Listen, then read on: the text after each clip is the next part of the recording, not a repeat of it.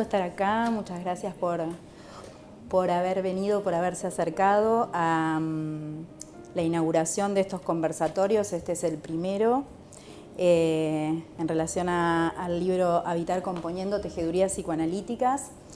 Y bueno, vamos a inaugurar con dos invitados muy especiales para nosotros, que es Nicolás Cerruti y Gabriela Pedrotti. Esta idea que se nos ocurrió es, bueno, justamente reunirnos a conversar sobre algunos apartados y algunos ejes del libro, como para, bueno, seguir abriendo, ¿no? Nos parecía interesante esto de conversar, por eso pusimos conversatorio. Y yo anduve buscando un poco la etimología de la palabra conversar, y viene del latín conversare, que es vivir, convivir, dar vueltas con, frecuentar la compañía de otros. El conversar, el con es junto con, y versare viene de vertere, que es movimiento, que es volver, que es girar, que es dar vuelta. Parece ser que primitivamente conversar no significaba estrictamente hablar, sino que se lo utilizaba más para algo referido al convivir, ¿no? Al vivir con.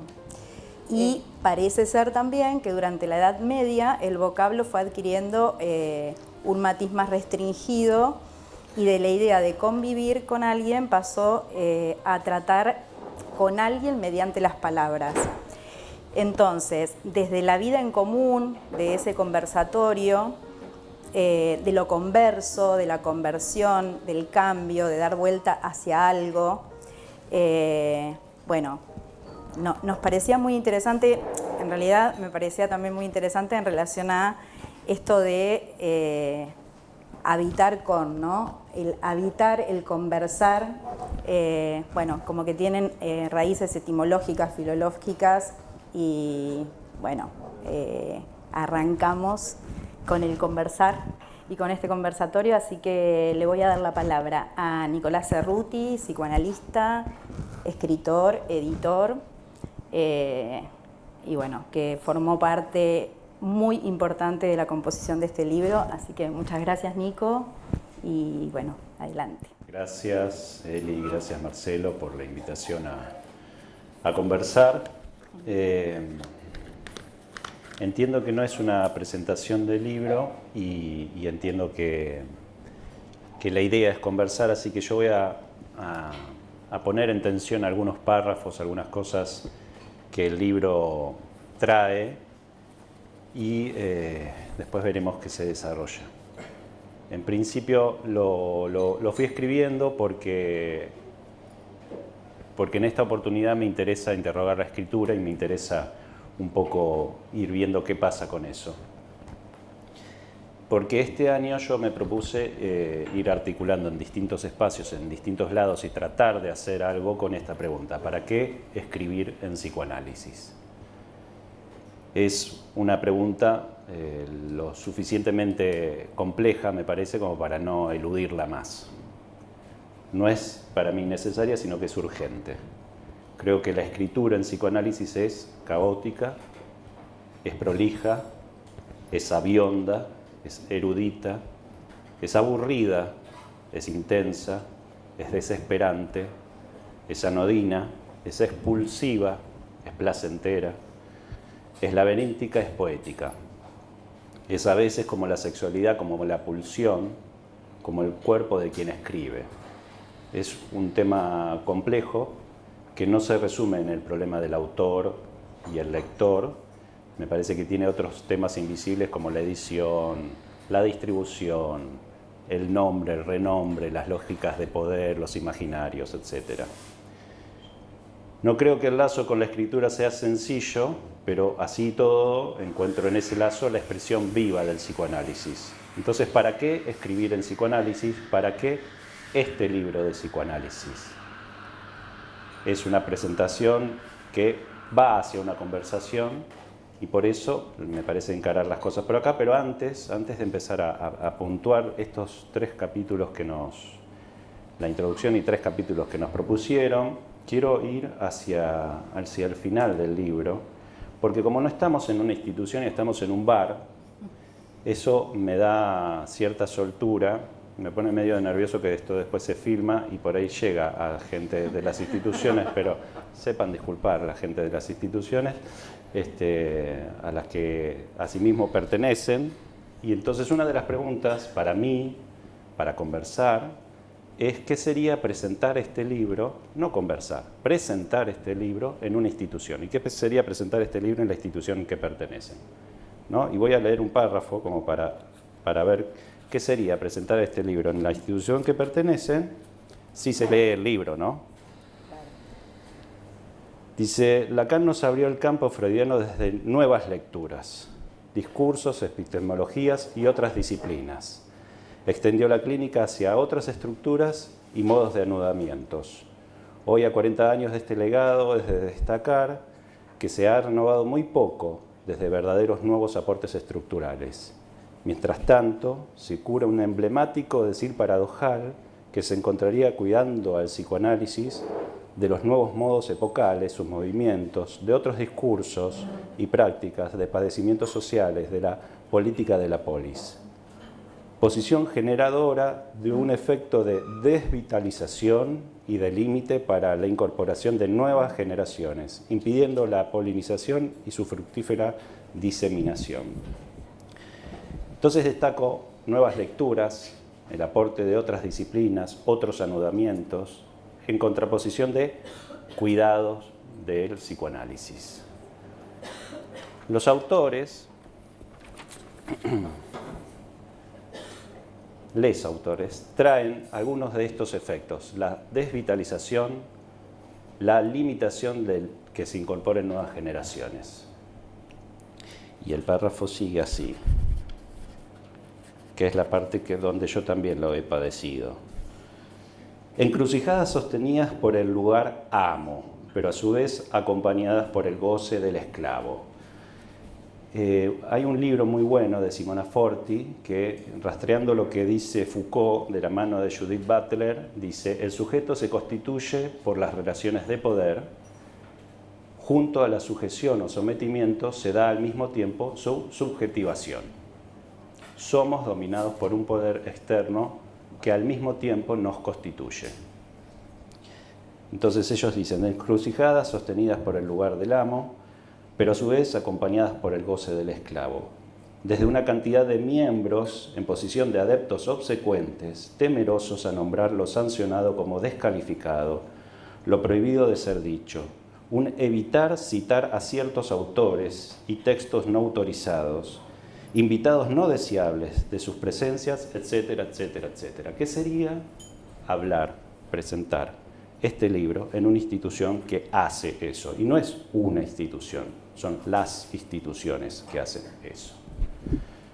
Para ver qué efectos produce la lectura de este libro. Bueno, un poco dicho esto, vamos a entonces entrar de lleno en los capítulos que nos convocaron a conversar. Sabiéndolo o no, ellos apuntaron a 3 textos y una introducción, y esos 3 textos se proponen un poco ir en contra de una epistemología centrada en el logos. Dicen, van hacia un orden de lo narrativo, es habitar componiendo. Ellos lo dicen de esta manera. Voy a leerlos bastante, porque me gusta mucho cómo está escrito el libro y me parece muy importante, aparte de cómo está hecho el libro, que tiene un montón de hechuras en imágenes, en hechuras que acá atrás también están en tejidos y demás, está escrito entre los dos y no se distinguen las voces y se van como, en muchas partes están las voces confluidas, tejidas, y es muy interesante ese trabajo que hicieron también. Las epistemologías narrativas alojan un incesante devenir, un continuo entre el ser y no ser, estableciendo un existir, tanto en los términos de un excéntrico fuera de sí como de un estar siendo. Para esto, ellos se valen de unos recursos que es el destacar ciertas preguntas. Son todas cosas que a mí me empezaron a hacer resonar, como sabrá Marcelo que leyó un libro mío, que de repente dije, cáspita, estamos como muy hermanados, digámosle. Abrirse a preguntas por las lenguas, los cuerpos y los goces como una interrogación por los modos de vida. Abrirse a preguntas menos interesadas en la definición y explicación y preocupadas por la implicación y el desvío.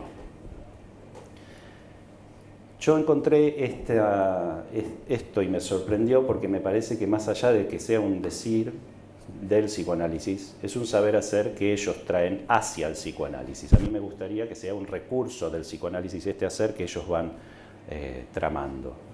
No me es indiferente el recurso de las preguntas, la lógica de la insistencia, ni las lógicas de las narrativas. Para mí, eso, yo me metí con eso por otro costado en el libro, pero me parece que es, de alguna manera, arribamos a ciertos... el tema nos convocó por distintos lados, pero llegamos a cómo hacer con eso. Entonces, la pregunta para mí es si se podrá generar nuevas narrativas en psicoanálisis no centradas en las lógicas del logos. Y voy a pasar a definir lo que sería el logos para ellos.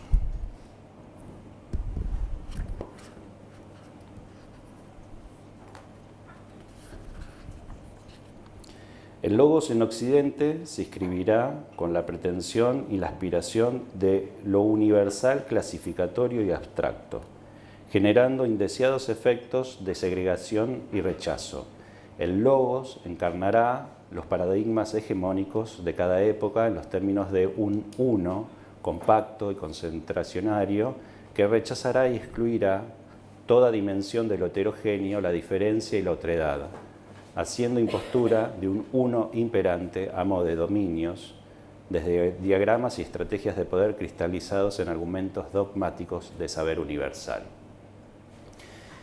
Creo que hace tiempo que estamos luchando en el psicoanálisis contra el pensamiento único. Esto ya fue producto de debates y de rupturas de instituciones.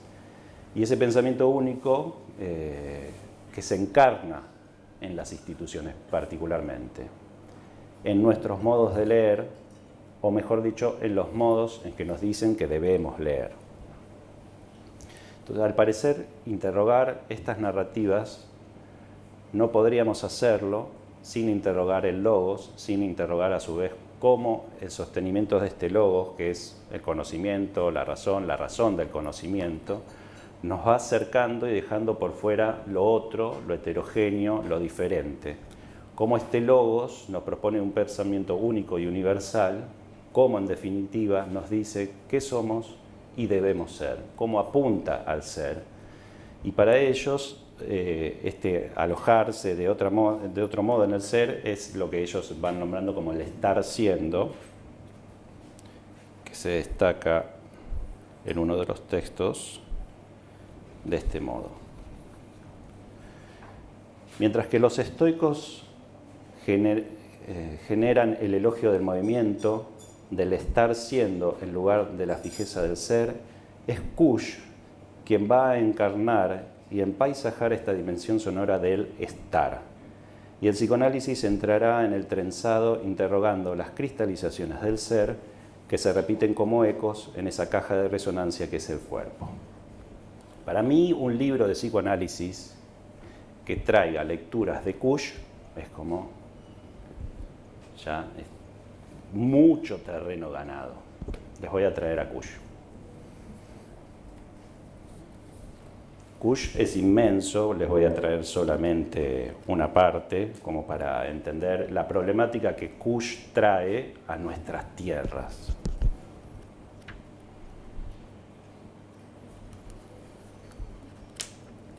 ¿Qué significado puede tener la existencia de los verbos estar y ser en el castellano, cuando los otros idiomas solo cuentan con un solo verbo copulativo, ser?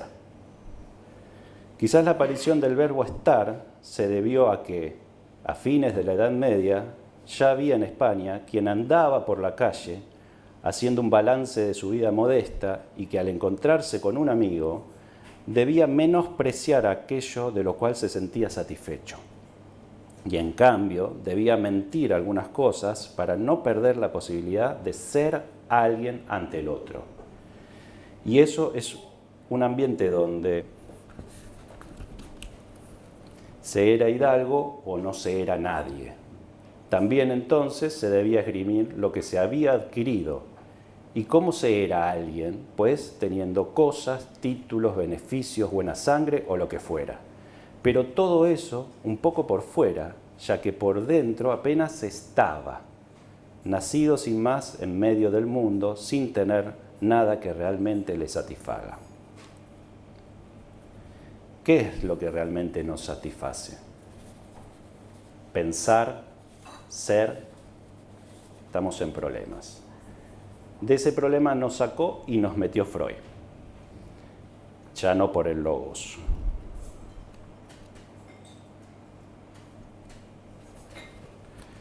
Será con la llegada de Freud y la fundación del psicoanálisis cuando el logos comience a perder su absolutismo.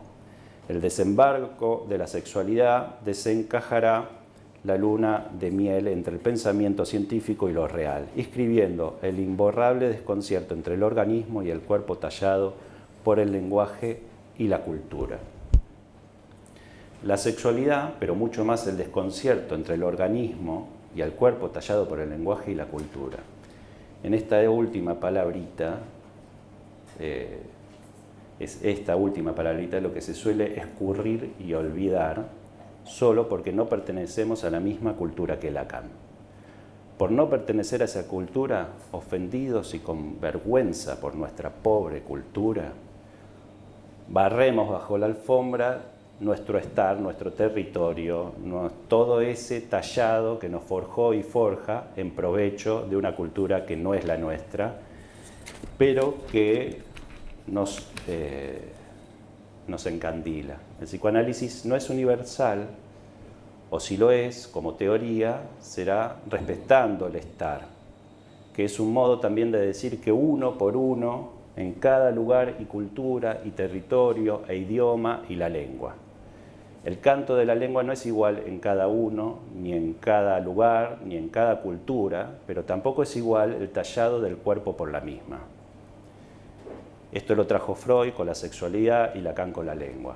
Recordemos que detrás de Je suis Lacan hay un decir político de Je suis Charlie, yo soy Charlie.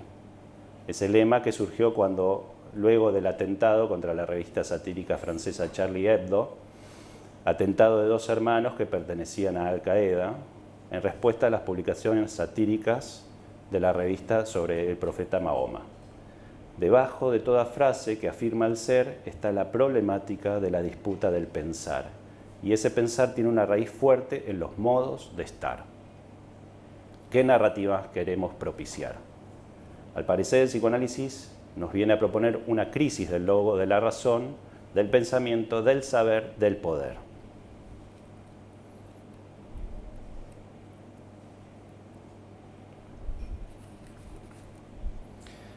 Las políticas del saber son disputas por las palabras, por modos de hablar, de escribir, que en definitiva son modos de pensar y de gozar de una época.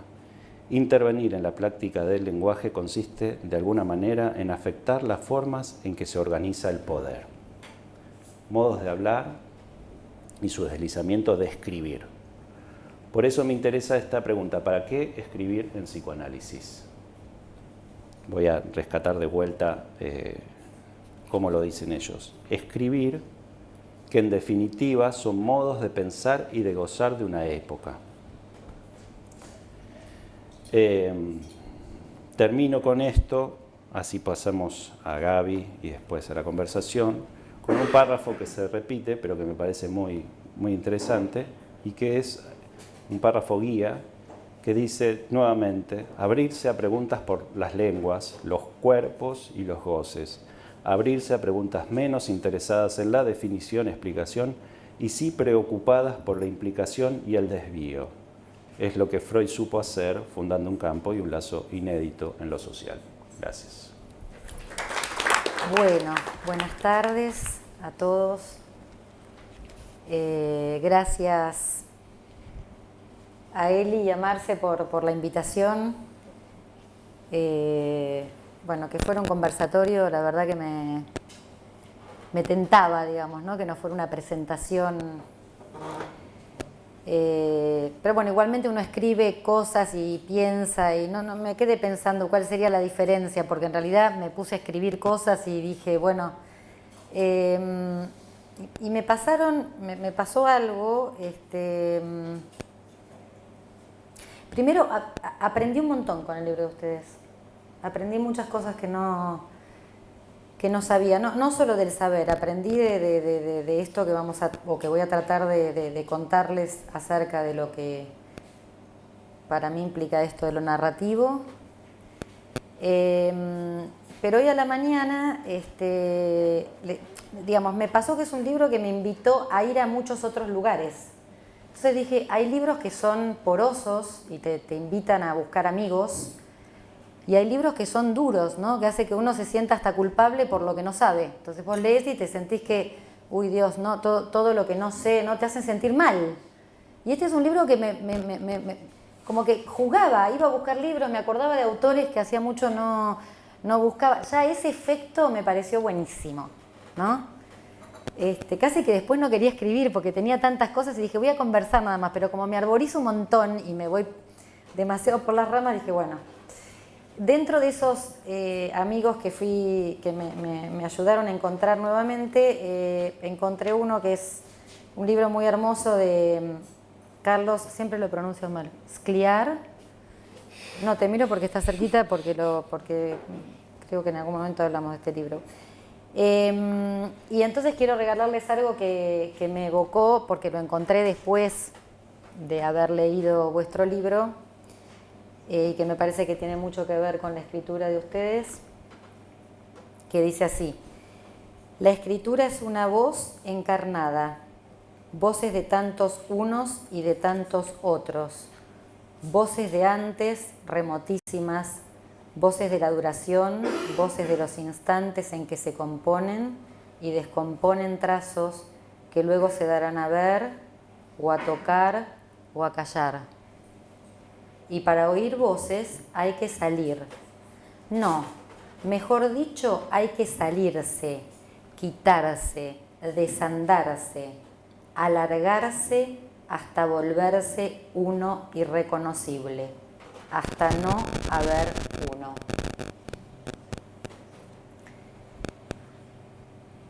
Entonces me encontré con un poema que escribe Marcelo, que dice así, al inicio del capítulo de epistemologías narrativas, dice: me encontré buscándome en los laberintos del alma. ¿Entendés que vas a leer un libro de un psicoanalista, un libro que se llama Epistemologías narrativas, y te aparece un poema? Ya eso me pareció hermoso, digo, ¿no? Me dio entrada de vuelta, lo mismo, ¿no? Como una entrada distinta, como una entrada amable, como eso que pasa con la poesía. Bueno, me invitó a entrar de otro modo. Me encontré buscándome en los laberintos del alma, dice Marcelo. Me confronté que portaba una diversidad de nombres y donde mi ser ya no respondía a ninguno de ellos. Entonces, ya plantea algo de esto que llamamos falta, ¿no? Ya plantea algo que ahí no encuentra, ya plantea algo de entrada que ahí no hay, ya plantea que tiene que escribir en poesía porque hay algo que no encuentra para decir de otra manera. Entonces pensaba, ¿por qué crear narrativas, ¿no? ¿Es lo mismo decir narrativa que decir escritura? Crear narrativas porque el nombre está separado de la cosa. Ninguna palabra nombra al ser, siguiendo lo que dice Marcelo. Nuestra existencia está exiliada del saber. El saber es insuficiente. Dice Elivita, vivimos en el extravío entre el nombre, el saber y la verdad. Entonces creamos tramas que nos acerquen y procuren recuperar algo del goce perdido. Nacemos de una pérdida de goce, nos enseña el psicoanálisis.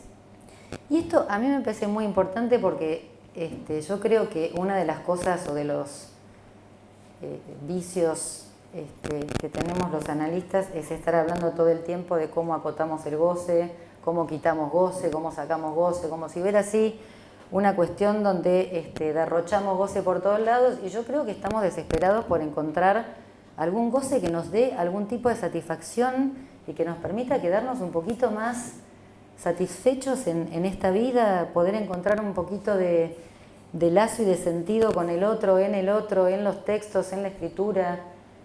Entonces creo que hay ahí un equívoco en relación a, no sé si un equívoco, pero está como bueno, no sé, hay muchos analistas que encuentran mucho goce por todos lados, digamos, ¿no? Y hay que, parece, sacarse el goce. Yo tengo la sensación que a medida que pasa la vida cada vez es más difícil encontrar algún goce que me deje en paz y logre hacerme o permitirme existir.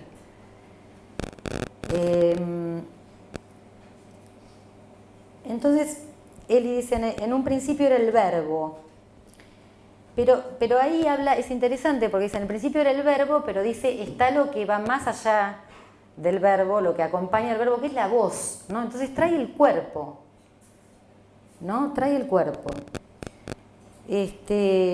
La voz es el sustento y el transporte de la palabra, posee un tono, un timbre, una amplitud, registro. Tono es tensión en griego. El tono es un modo de estar del cuerpo, un incorporal. No apunta a una definición, sino a un modo de estar. Y pensaba esto, ¿no? Como a través de... Me acordé de algo que ahora ya no pasa, pero los que tenemos algunos años y usábamos el contestador ese, que era un aparato grande que teníamos en el consultorio, y que nos dejaban mensajes, muchas veces pasaba que había un montón de mensajes cortados, que no sé, ¿no? Que no tenían... Claro, porque después te enterabas que algún paciente decía, necesité escuchar tu voz y llamé y corté, ¿no? Como esa necesidad de sentir algo de la compañía en la voz, ¿no? ¿Y cuántas veces escuchamos que algo de ese saber se desarticula, está desarticulado de esa voz que dice otra cosa? ¿No? Yo recuerdo un paciente que me contó su casamiento y parecía que todo había pasado magníficamente bien, hermoso, lindo, habían bailado, la comida, la familia, todo. Y yo tenía una tristeza y sentía que me estaba pasando una tristeza ese relato que no tenía nada que ver con lo que me estaba contando, digo, con ese saber que precipitaba su decir. A lo cual no tuve más que decir, pero está muy triste, ¿no? Por supuesto ahí se desencadena otra cosa, ¿no? Entonces digo, la voz lleva a un lugar que las palabras engañan, ¿no? Que las palabras no logran a veces morder, como dice Clarice Lispector, ¿no? Morder efectivamente la carnada, ¿no? Entonces, nada, escuchamos, pero no. Entonces, hablamos del estado de las cosas y no de lo que las cosas son. Ese modo de estar de las cosas tiene que ver con el goce, cómo gozamos de las cosas, cómo somos vividos por ellas. Vivido por las cosas, ¿no? Vividos por las cosas, porque bueno, hablamos de que manejamos el lenguaje, ¿no? El lenguaje en el yo, cuando en realidad creo que el lenguaje nos tiene como títeres. Vividos por las cosas remite al participio pasado, en las que las neurosis encallan, ¿no? Donde podríamos decir, nos decimos, y cuanto más neuróticos estamos, creo que más, nos decimos amados, vividos, explotados, dejados. Y por supuesto que inventamos siempre un quién, ¿no? Es el agente de eso, ¿no? Quién nos explota, quién nos está cagando, quién no, quién nos está jodiendo, quién nos está ¿no? Pero estamos como en ese lugar. Entonces, me parece que, o yo encontraba en la lectura de ustedes que apuntan o Eli en ese texto, ¿no? A un análisis, que en un análisis buscamos resquebrajar esos modos que nos dejan, dice Eli, en ese estado de fijeza, ¿no? En ese estado de fijeza que solemos llamar fantasma, como el primer cuadro que nos fija a una respuesta que nos da un poquito de tranquilidad entre ese agujero que siempre es negro, ¿no? Porque nunca le encontramos otro color cuando aparece, a no ser que lo vayamos bordeando con alguna creación. En psicoanálisis apuntamos también al fantasma. Crear nuevas narrativas es aflojar esos modos de fijeza que nos han orientado, dice Eli, hacia una repetición muchas veces parasitaria, ¿no? Bueno, acá me fui a un gran amigo, Fernando Ulloa, de su libro Novela Clínica Psicoanalítica, y bueno, entonces me serví de él para contarles y transmitirles algunas cosas que me parece que podría estar acá, bueno, va a estarlo en esto que voy a contar, dialogando con nosotros perfectamente. Él dice, cuando escuchamos a una persona con atención psicoanalítica, advertimos cómo se resignifica su relato, no solo desde lo que le sucede, sino desde el modo como cuenta o cree saber o ignora lo contado.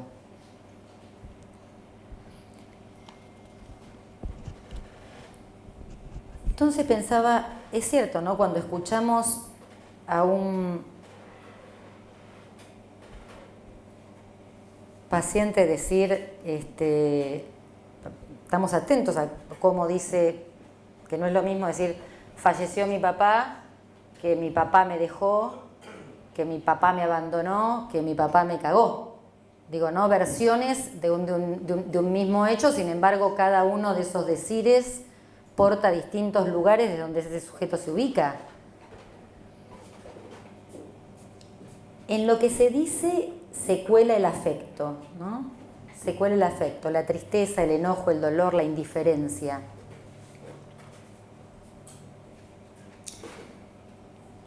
Entonces, si el afecto es efecto del significante y trabajamos con el significante, no podemos dejar de lado que hay un efecto que se tiene que trabajar de alguna manera, recibir de alguna manera, escuchar de alguna manera.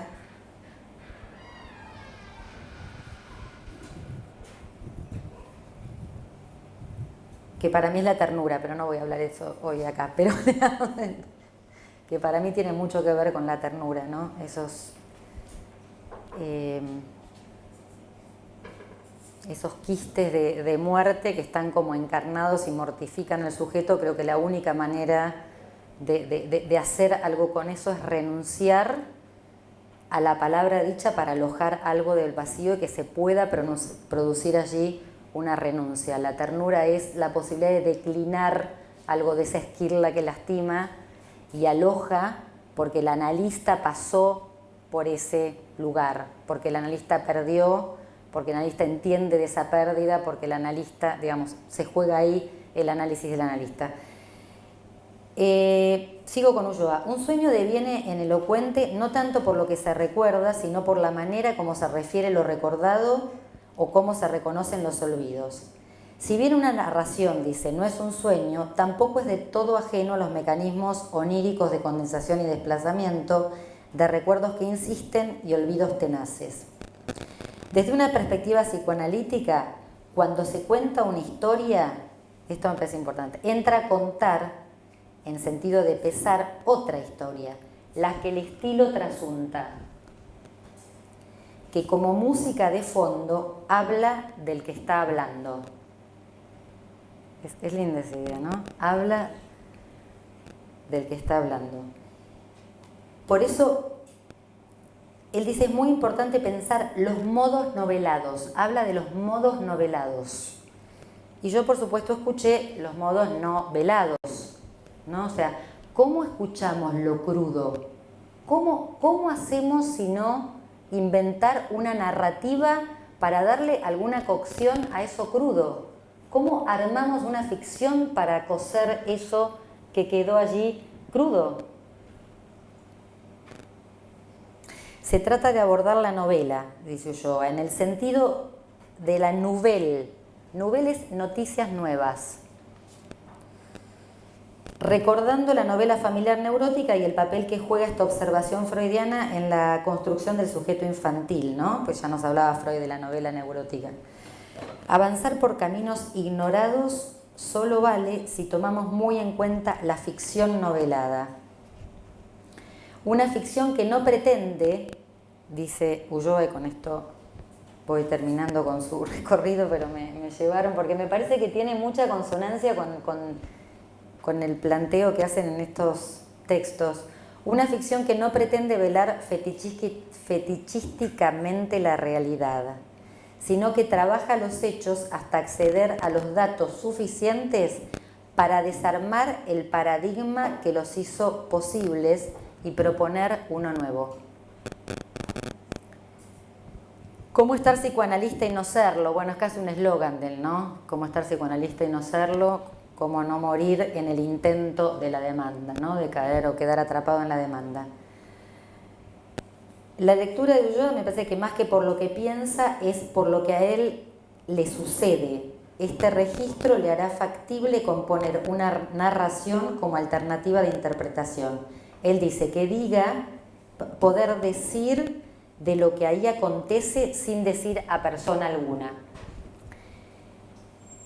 La narración como vocablo de la lengua española encuentra sus orígenes en el prerrománico, donde la palabra narría, vocablo vasco, designa el arrastre del trineo, un arrastre remoto antes de la rueda. Otra raíz es cuando se explaya, la narría, ese momento donde la playa se expande, creando como las olitas. ¿Vieron ese movimiento que hace la playa, que crea como si fueran renglones, que va dejando como, ¿no? Como distintas orillas, ¿no? Distintas orillas. Entonces, narría, trineo, trajinar, explayarse, son las remotas fuentes de las que brota la narración.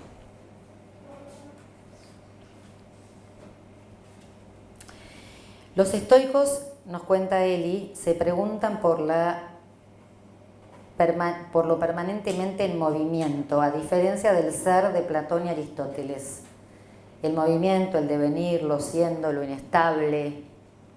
Bueno, esto es casi un punteo porque me servía a mí para aprenderlo también, ¿no? Digo, el ser no es parte de una unidad mayor, sino la unidad y centro de todas las partes, la unidad de la causa, la unidad del cuerpo que produce. Los estoicos, dice Eli, comparten con el psicoanálisis el no saber sobre el goce, sino el dirigirse a la singularidad, dirigirse al estado o a la modalidad del ser. En el logos encarnado, Marcelo desarrolla la cuestión del logos.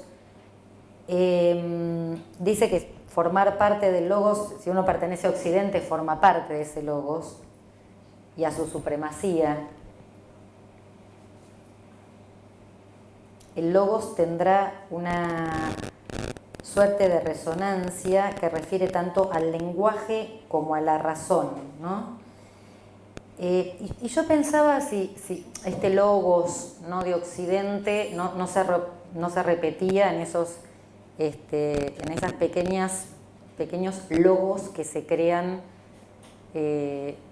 por ejemplo, en cada una de las instituciones a las que uno pertenece o no pertenece, odia más o menos, ¿no? Digamos que arma como una especie de diccionario parroquial, ¿no? Digámoslo así. Pero ¿hay manera de que eso no sea? ¿Podría no serlo? Pregunto.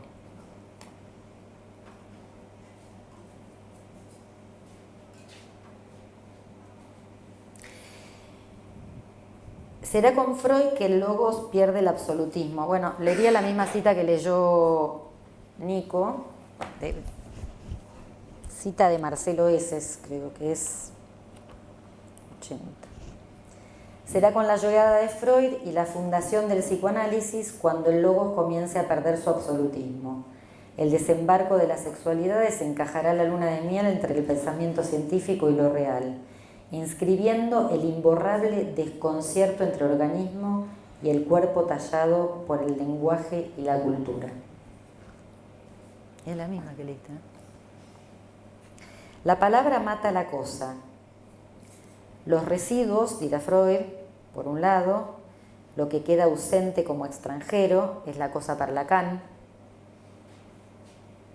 pero está en el núcleo del ser. Existir es olvidar qué somos, es liberarse de las cadenas del saber.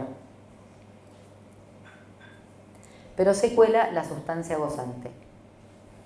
Se llama goce, y es esta que digo, a veces se cuela mucho. Y es aquella cuya falta haría vana el universo. Ese pegoteo, ese goce entre yo soy, goce, oigo, yui, bueno, todo el juego que hace Lacan ahí, ¿no? De goza, oigo, gozo. La vigencia del uno consistente y concentracionario. Este es todo un recorrido que hace Marcelo en relación a la cuestión del uno y el pegoteo con el goce y el logos. Un recorrido exquisito. Queda como resto la voz que puede volver o sonar o volverse superyoica, ¿no?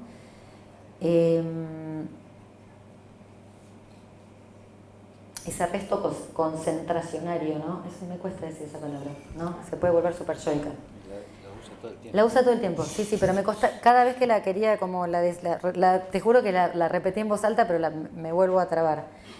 Es necesario abrirle esa palabra, es muy, muy cerrada.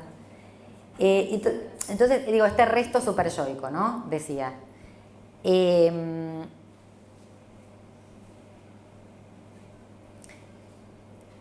Y me acordé de un paciente que con respecto a la cuestión de la voz y no del saber, ¿no? Un paciente que el tipo era CEO, se llama, como un importante cargo de estas empresas, digo, tenía gente a su cargo, pero venía porque cuando venía un jefe a hablarle, él se asustaba tremendamente, se ponía muy nervioso y empezaba a temblar. Y no entendía, digo, porque era un tipo como que parecía que se llevaba el mundo por delante, pero bueno, con ese jefe él se ponía de esta manera. Entonces, bueno, y en algún momento hablando del trueno de esta voz, de que había algo en esa voz que tronaba, tiene un recuerdo y recuerda, así como la celebración, ¿se acuerdan de esa mesa larga con el padre? Bueno, el padre llamaba a todos los hermanos, eran muchos, los sentaba en la mesa a la hora de comer y siempre golpeaba la mesa y decía, ¿quién manda acá? ¿Quién manda acá? Entonces yo le digo, bueno, se ve que no lo sabía él, ¿no? Porque tenía que preguntar. Y él me acuerdo que pero fue una carcajada así bueno, que bueno, y que desarmó algo de eso, digo, ¿no? Porque esta cosa, ¿no? Esta cosa, no, porque él decía que había estado pensando mucho tiempo en esa relación con el padre, ya se había analizado un montón de veces, entonces, bueno, y no pasaba ¿no? por esa narrativa, por esa novela con el padre, ¿no? Había algo en esa voz, en ese tono, en esa voz del jefe, que a él lo hacía estar sometido como estaba en la mesa, ¿no? Creyendo que por supuesto el padre era todopoderoso. El uno no necesita del otro, dice Marcelo. Solo de que el A le reste un pedazo.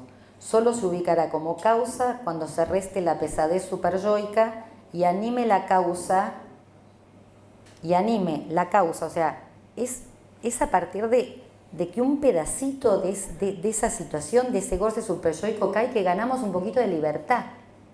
Mínimo, un poquito, porque la verdad que creemos que, no sé, ¿no? O por lo menos yo creía antes, cuando empecé a analizarme que, no, te analizás y ganás así una libertad, no, te lleva muchos años y es como un poquito, después vuelves a caer, después otro poquito, ¿no? Y, por ejemplo, a mí me costó mucho pintarme las uñas de rojo, porque para mi papá las uñas de rojo eran de prostituta. Entonces, pintarme las uñas de rojo, aunque yo entendía y sabía que era una cuestión de mi viejo, la generación, la que sé yo, qué sé cuándo, cada vez que me pintaba las uñas de rojo, durante mucho tiempo era como... estaba así, como me escondía las uñas por debajo, ¿no? Digo, son cosas que están como encarnadas y que más allá de que uno las sepa, lleva mucho tiempo desprenderse de eso, que el cuerpo pueda tener otro afecto ahí, donde siente lo mismo que, ¿no? Lo sabe, pero lo sigue sintiendo. Bueno, de esto creo que es lo que habla Marcelo ahí. El psicoanálisis dice como trabajo de producción de síntoma o desvío orientado hacia un resguardo, me encantó esto, me encantó, orientado hacia un resguardo del desencaje, resistencia del empuje del uno del goce o de la soberbia del logos, a un resguardo del desencaje. Es muy linda esa frase, ¿no? Bueno, voy terminando. Ir a hacer la política del síntoma o del inconsciente es ir hacia la lógica de la incompletud, la inconsistencia y la incertidumbre, de lo riesgoso del decir, esquivando la sacralización de los dichos. Yo acá con esto igual ahora lo vamos a charlar porque a mí me parece que está súper bien eso, pero yo quiero que hablemos de eso, de cómo hacemos los analistas con eso, qué hacemos, qué hacemos con eso que decimos, tenemos que ir hacia la incompletud, la falta, vamos hacia eso, ¿cómo es eso que hacemos? ¿No? Porque está muy bien, esto lo decimos y creo que lo sabemos todos esto, pero ¿cómo se hace ese pasaje? ¿Cómo llevamos ese pasaje? ¿Cómo creamos una narrativa que diga de otro modo eso? Apuntar a la enunciación y al decir es confiar en el inconsciente y saber hacer con, ¿no? Como nos dice Eli, saber hacer con.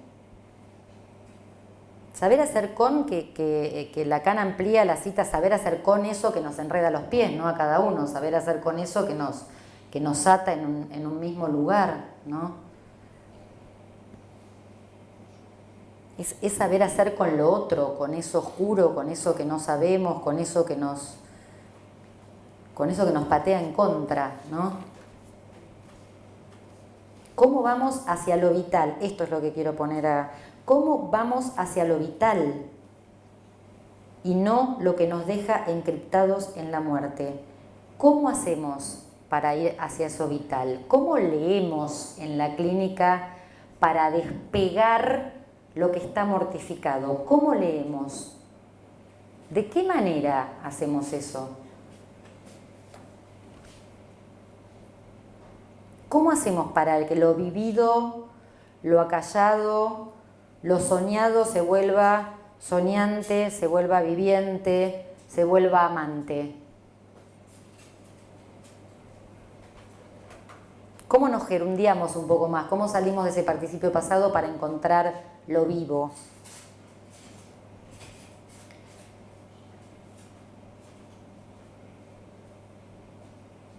Bueno, terminaría acá porque hay termino con esto que Eli trae, que me gustó también muchísimo con respecto a la cuestión del construir, que toma de una conferencia de Heidegger que se llama Construir, Habitar, Pensar.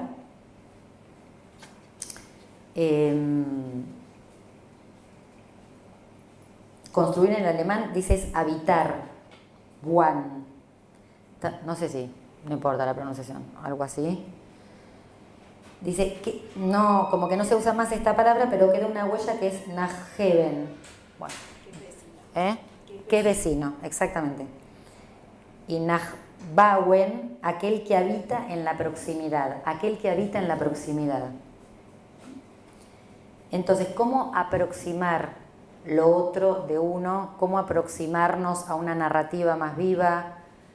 ¿Cómo aproximarnos a decir lo que nos pasa? Porque parece una cosa que va de suyo que debiera ser, pero la verdad que no. Uno lee textos que dice, esto no le pasa al que escribió. A mí no me... O sea, yo leo textos que digo, esto no le pasó al que escribió. Si no, me tiene que pasar algo que me haga algún tipo de quilombo cuando lo leo. No, si no, no le pasó nada. Quilombo me refiero a algo que me toque el cuerpo. Si no, no siento que el que escribió está diciendo de eso que le está pasando. No se escribe fácil, no se escribe deslizando la pluma como si fuera una pluma. Se escribe con la pesadez, con la tinta que está negra, se escribe difícil. Cuando una escritura aproxima, vecina, convoca, despierta el eco de la creación, un decir singular se hace común. Bueno, gracias por eso. Estoy agradecidos y celebrando el conversar y compartir. Bueno, los invitamos, si quieren tomar la palabra, charlar un rato, lo que resonó, lo que tengan ganas de compartir ustedes. No, simplemente para compartir algunas asociaciones mientras los escuchaba. Hace muchos años hubo un libro que a mí me gustó mucho, que se llamaba Crónicas del Ángel Gris, de Alejandro Dolina, donde él dividía entre los racionalistas y los hombres sensibles, ¿no? Y era un gusto realmente poder recorrer esas líneas, los personajes que construía, etc. Pero el psicoanálisis estaba del lado de los racionalistas, porque en el decir popular le encontraba explicación a todo, ¿viste? Y era una época, más de 30 años, donde efectivamente esto de la explicación y del saber y del decir lo que era verdad tenía mucha vigencia en la cultura, ¿no? Acaloradas discusiones de política, ¿no? Los grupos, los lazos se organizaban a partir de compartir verdades universales, que eran para todos, ¿no? Y en esa época aparecía esto del psicoanálisis puesto por este hombre del lado del racionalismo. Y después, otra asociación que tuve, ¿cómo es la cosa ahora? Porque ahora, después digo por qué se me van ocurriendo esta cadena de cuestiones, espero que colaboren con algo de lo que estamos charlando, porque ahora la cuestión es la composición de una imagen, ¿no? La desesperación por la composición de una imagen que no da cuenta de las marcas en el cuerpo, ¿no? Ahora se me escapó la palabra, ¿viste? Cuando uno la necesita y no está. Se va. Como dicen ustedes en el libro, que el lenguaje marca el cuerpo. Se talla. Talla, ahí está, ¿no? Y entonces me parece que entre aquello, digamos, que podía ser visto desde afuera como racionalismo, y que de hecho en muchos análisis, ¿no? Algunas instituciones también tenían ese modo de responder, ¿no? 5 sesiones semanales, análisis didáctico, o sea, estaba eso dando vuelta, ¿no? La explicación para todo. Bueno, no puedo tener relaciones, bueno, usted se hizo pizza a los 5 años, ¿no? ¿Cómo va a tener relaciones? Entonces, a lo de hoy y a la clínica de hoy, me parece un aporte tremendo el que hace el libro, al traer la cuestión de la narrativa. Porque hoy hay mucha demanda que viene a soportar una imagen que le es inducida por el uno del amo que vos colocás en el artículo. Entonces, generar una narrativa que haga, que ponga en el andar de la palabra, ¿no? Las marcas del cuerpo y que no queden subsumidas en una imagen única, ¿no? Con la que hay que responder, me parece que es una vía para la clínica actual muy importante la que ustedes señalaron. Porque al mismo tiempo, en términos de logos, en términos de esta idea de diálogo de Lacan con el discurso científico, de tratar de, ¿no? Bueno, esa intención también lo que trajo de bueno es que le puso letra a la cosa, ¿no? O sea, la sacó de una, ¿no? Usted se hace pis, entonces no tiene relaciones, la llevó a un intento de logos también, Lacan, en algún sentido, ¿no? Pero a mí me resulta un aporte enorme esta cuestión que ustedes traen, este lugar de la voz, este lugar de la narrativa para la clínica actual. Porque si no, nos quedamos con los versitos que se reproducen de la teoría. Bueno, la cuestión es hacer entrar en discurso lo que aparece en el cuerpo. Pero ya cuando decís discurso estás levantando justamente lo que Nico decía, que hay que poner en remojo, que es la cuestión de la dominancia del logos. Cuando decís discurso, estás empezando a hablar de la dominancia del logos, ya sea el de los 4 términos de Lacan, el S1, pero ya estás ahí, ¿no? En cambio, narrativa, ¿cuántos pibes recibimos hoy en el consultorio que poder armar una narrativa de lo que están viviendo, en lugar de colocarlo rápidamente en imagen que tiene que sostener cada hecho, da la posibilidad de que esa falta, esa carencia, esa pérdida inherente a lo humano tenga singularidad, ¿no? Nada, eso es lo que me hace pensar, y la verdad que en ese sentido me parece que el libro de G. Urías, narrativa, es absolutamente actual, o sea, es, viste, salirle al amo que nos domina también a los analistas, sobre todo en la clínica, hoy que el paciente pueda alojarse en su propia narrativa de los asuntos de la vida, es un montón, como se dice ahora, es un montón, ¿no?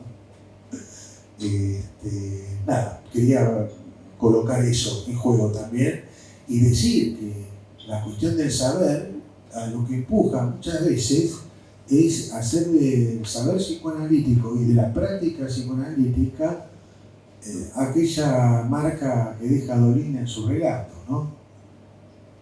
Racionalizar es como pasar por un análisis y que no pase nada, ¿no? Y seguir en el mismo lugar,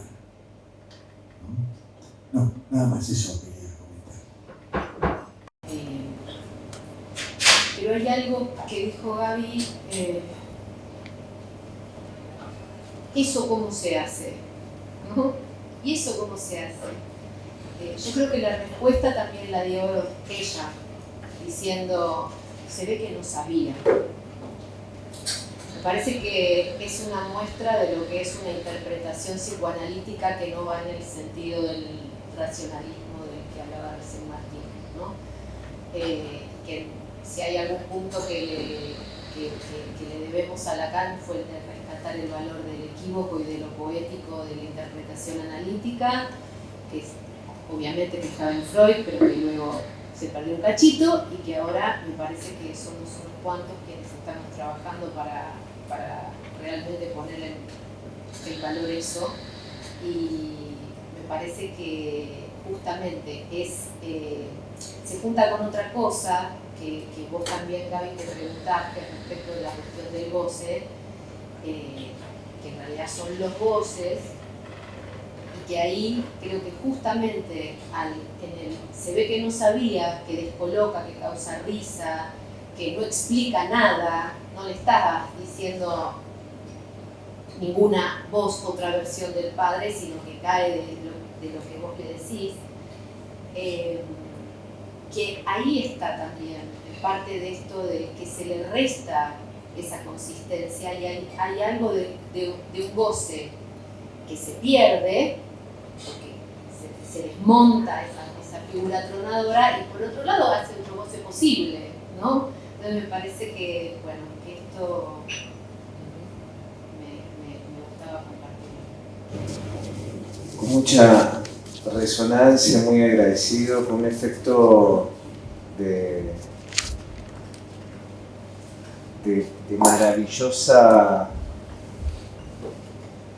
un efecto de lo maravilloso y algo de extrañeza escuchar la lectura de lo que ahí está escrito, que al estilo de formación del inconsciente, ahí algo escrito tiende como a olvidarse, ¿no? Entonces retorna, me parece que esto es importante, retorna desde la lectura de otros.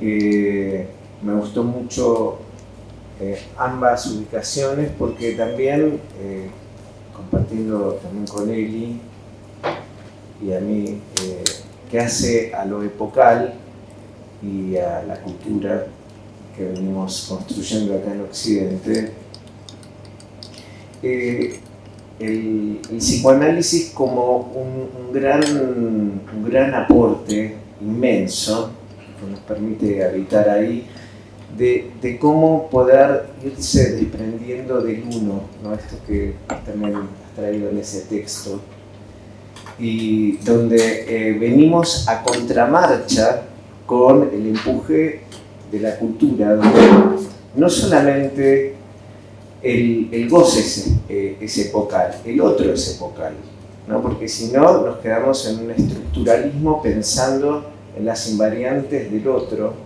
y el otro como una construcción, sí, estructural del campo del lenguaje, pero al mismo tiempo muy atravesado con las lógicas del entorno, los paisajes y la geopolítica donde uno habita. Uno no habita solo en el lenguaje, sino también en los barros de la geopolítica, ¿no? Que nos marca. En ese sentido, sí encuentro el valor de la narrativa como el ir pudiendo ser arrancado de esa consistencia del uno, ¿no?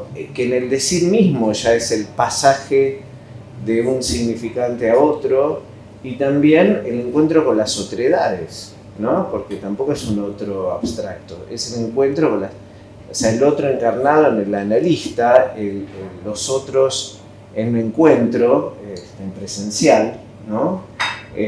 Me parece que ahí estaría la pulseada. Y algo que me interesó mucho tu pregunta, Nico, también es ¿para qué escribir?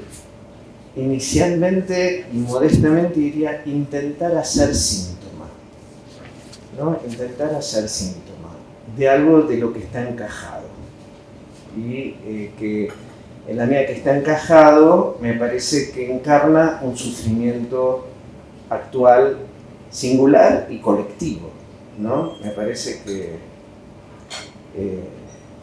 el desafío de estos tiempos, me encantó lo de Dolina, Martín, de cómo poder, y no sé cómo se hace, porque me parece que ese es el punto, que no sabemos cómo se hace, ¿no? De por lo menos intentar orientarnos hacia lazos sociales, soportándolo en la inconsistencia y en la incompletitud. No quedar como lugar de la excepción, sabiendo y dando las respuestas, ¿no? Porque más afiliado a la audacia de las enunciaciones, ¿no? De la posición de enunciación de los que han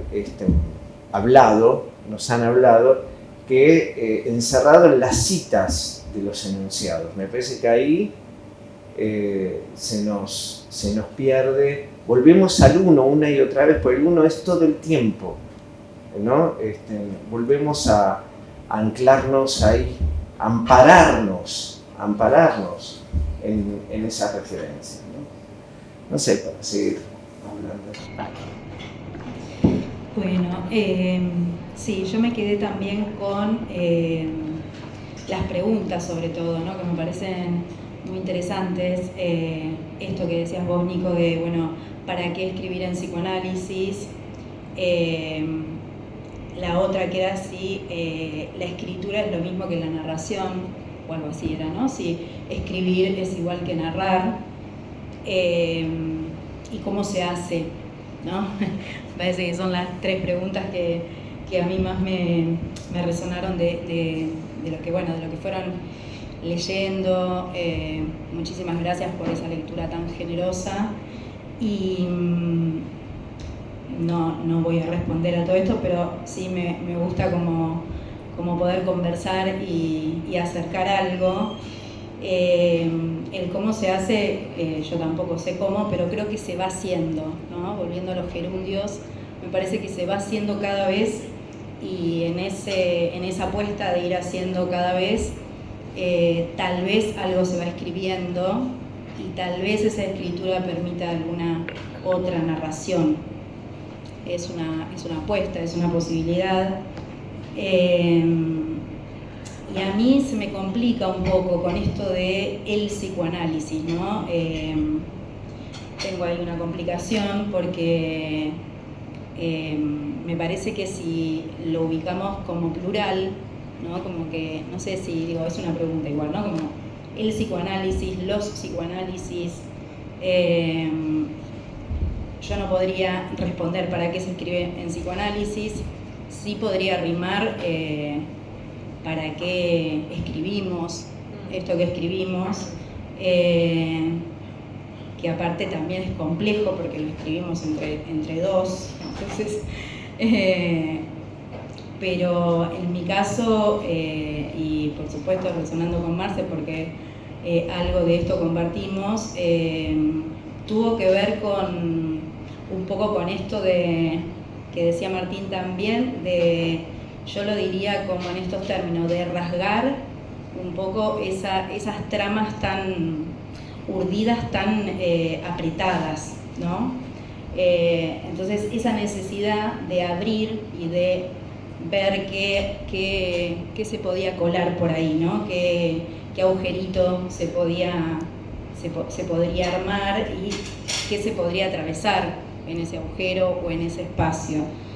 Esa fue una necesidad que creo que tuvimos como para empezar a intentar escribir, porque tampoco es que de entrada cuando escribimos dijimos, bueno, vamos a escribir, o sea, no pasó de esa manera. Y después, en relación a esto de que también súper interesante, no se me había armado esto de si la escritura es igual a la narración, o la narración es lo mismo, o es lo mismo, creo que dijiste, ¿no? Es lo mismo, o es igual, no me acuerdo.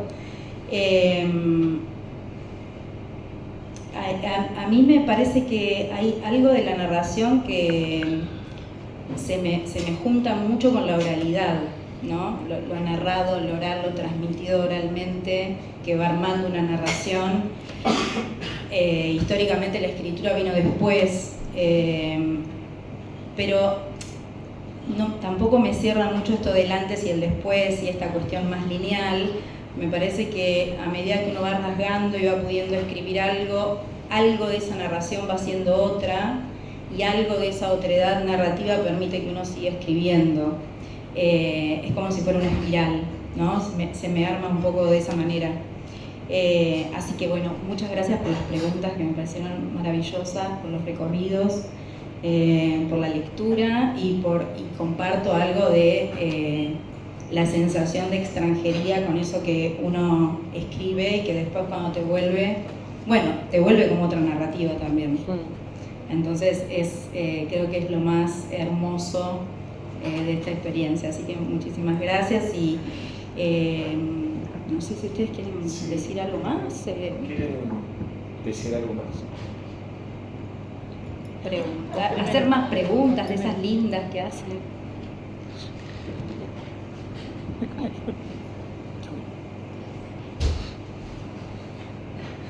Más preguntas lindas.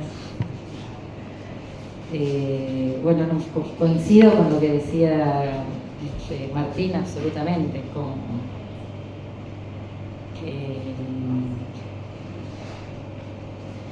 lo que pasa que es como, trataba de pensar hoy busqué hay una definición de Agamben sobre lo contemporáneo y dice algo así como, es aquel que puede reflejar el haz de luz sobre su rostro, algo así, muy, ¿no? Como aquel que puede reflejar la realidad.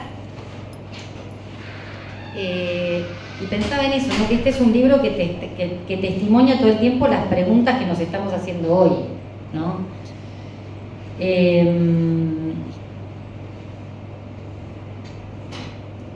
Y yo como siempre fui muy curiosa, entonces cuando me pasa que cuando algo lo empiezo a escuchar como mucho y digo, bueno, estamos diciendo esto, pero esto, ¿qué hacemos con esto? ¿No? Entonces yo digo, bueno, yo podría avanzar diciendo qué hago con mis pacientes en algún lugar, por ejemplo, ¿no? Digamos, o cómo para mí, digamos, cómo trabajo en relación a la pulsión, digamos, cómo trabajo, hay un trayecto que está detenido, hay un punto muerto ahí, cómo me hago cargo yo de ese trayecto, de otro trayecto, de armar, de generar un otro trayecto, de posibilitar un otro modo de ir hacia, ¿no? De escuchar ahí para armar ese otro trayecto. Digo, no me voy a poner a hablar de esto, pero quiero decir, ¿podría pensar con ustedes algo de eso que hago? Sí, podría decirlo, ¿no? Pero también lo tremendo de lo que produce efectivamente eso de soportar cuando uno hace esa, no, o che, parece que no lo sabía, ¿no? Como esto que los analistas también decimos, pero que es tan difícil de soportar, ¿no?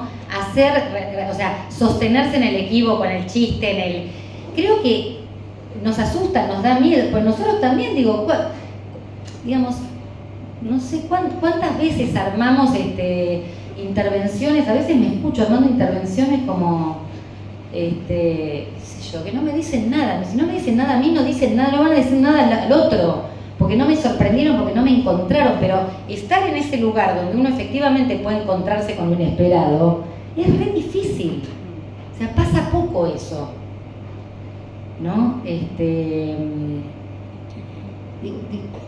Pasa poco, pasa más bien que el Logos nos gana, ¿no? Nos vuelve a ganar y entonces en todo, ¿no? Digamos, en las presentaciones de casos, ¿no? Entonces uno, digo, ¿cuánto más resguardado está uno en el Logos, ¿no? Cuánto, por supuesto, más aburrido, pero cuánto más seguro está uno cuando uno va a decir las cosas que ya se dijeron, las cosas que no, que están avaladas, y cuesta mucho decir algo, digo, escribir otro borde al agujero. Para mí escribir tiene que ver con eso, o sea, hay escrituras y hay algo que bordea un agujero, si no, no se puede estar escribiendo todo el tiempo, decimos un montón de cosas y en ese decir algo se puede producir, ¿no?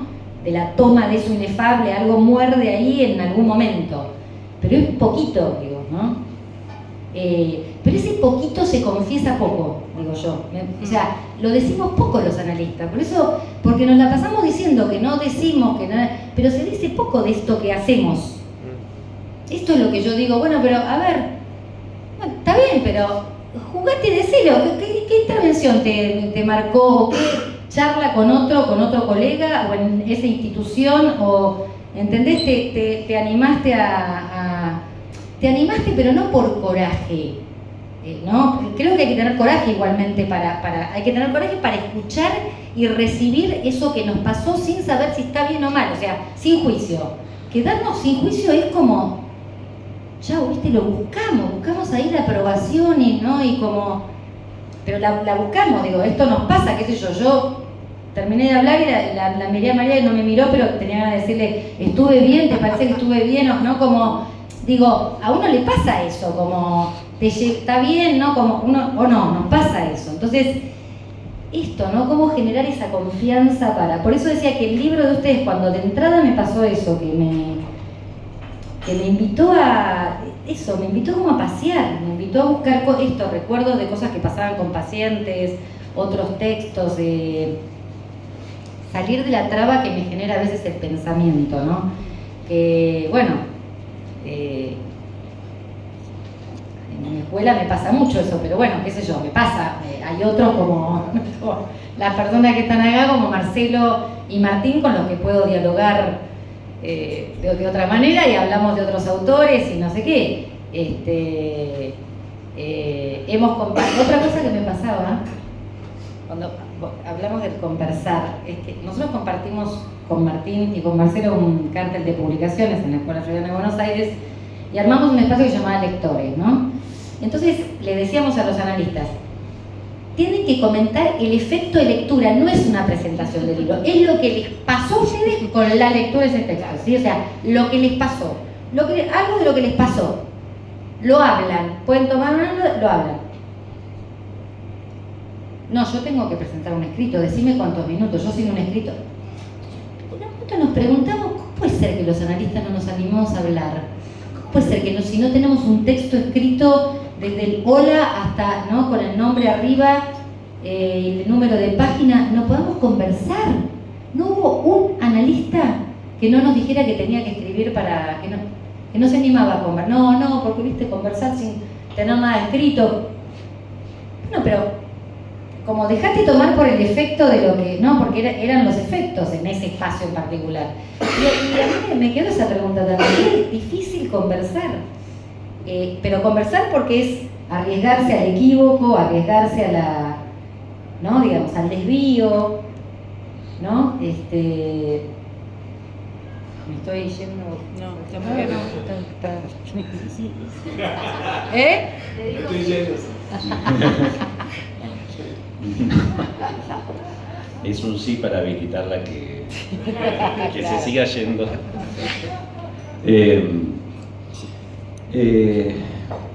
A ver, hay cosas que me parece importantes que pasen. Palabra muy atesorada por Gabriela Pedrotti. Que es que este libro, si ustedes escucharon, convocó a otros libros, ¿no? Otras lecturas. Apareció Dolina, más no Lacan. Apareció Agamben, apareció Carlos Klier, apareció Kusch, y va resonando, ¿no? Y este libro tiene eso que dijo David, de poroso, donde aparece, resonó en Dolina, resonó en... Entonces, lo interesante es que va uno a buscar esas lecturas que lo hicieron resonar. Kusch, a mí me movilizó un montón, Agamben, Klier en ese libro hermoso, Dolina. Ya estamos dando cuenta de esto que ustedes querían convocar, lectores. Entonces, a mí hace rato se me reconfiguró la cabeza de esa cuestión de la escritura, donde siempre la imagen es de la persona frente a la página en blanco. Y quizás el psicoanálisis puede venir a decir que no estamos frente a una página en blanco, sino que estamos frente a una página escrita, ya. Y que lo que hay que hacer es romper el tejido, abrirlo, tallarlo, corregirlo y demás. Y que a estas personas que se les ofrecía decir sobre sus lecturas, lo que trataban de hacer era eso escrito, escribirlo. Y eso es escritura, para mí no. Para mí no. La escritura es desgarro, abrir, pero hay que darse cuenta de la trama.